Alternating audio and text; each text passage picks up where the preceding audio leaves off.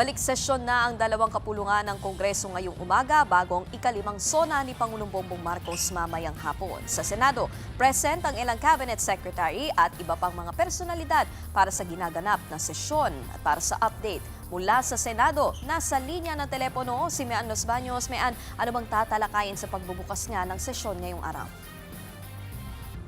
Yes, hindi katatapos lamang ng pag-resume ng sesyon for the second regular session ng 20th Congress ng Senado kung saan 21 senador ang present. Tumagal lamang yan ng nasa 20 hanggang 25 minutos dahil pasado mismo alas 6 ng umaga ay nag-open nga ang sesyon. At sabi ko nga, 21 senators ang present, kabilang sa mga hindi nakadalo, sila Senator Bato de la Rosa, dalawang nakakulong na sila Senator Sudante Marcoleta at Jinggoy Estrada. Sa kanyang talumpati, sinabi ni Senate President Win Gatchalian na tututukan ng Senado ang pagpapalago ng ekonomiya matapos dumaan sa pagsubok ng maraming aspeto nito. Kaya kabilang daw sa prioridad ng Senado ay pagpasa ng panukala para matugunan ng mataas na presyo ng bilihin, kasama na dyan ang pag-adyenda sa rice tarification law at masiguro na sapat ang supply ng bigas sa bansa.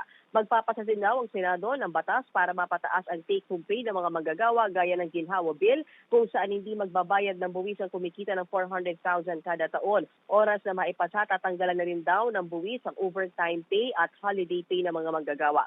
Maging ang pagtaas sa presyo ng kuryente ay tututukan din ng Senado kabilang ang pag-abyenda sa oil deregulation law. Panalakasin din ang infrastructure spending para sa national development. Sa mga oras na ito, Nikki, nagkakaroon na lamang ng pictorial ang mga senador kasama yung mga spouses o yung kanilang asawa o kaya anak dito sa loob ng plenaryo. After this, aasahan magkakaroon sila ng lunch and then tutulak na sila sa Kamara para sa pakikinig sa ikalimang sona ng Pangulo. Pero kanina nakausap natin Senate Minority Leader Alan Peter Cayetano na sinabi nga niyang hindi siya dadalo doon sa sona at yan ay bilang pagprotesta na rin daw niya dahil daw sa erosion ng demokrasya sa ating bansa. We have yet to ask other minority members kung sila ay a-attend sa sona ng Pangulo, pero ayon naman sa miyembro ng ilang ng majority bloc ay dadalo sila pero inaasahan nila hindi lang basta salita kundi may resibo ng mga achievements ng administrasyon ito para sa taong ito at konkretong plano para sa susunod na taon. Balik muna sa iyo, Nikki. Salamat.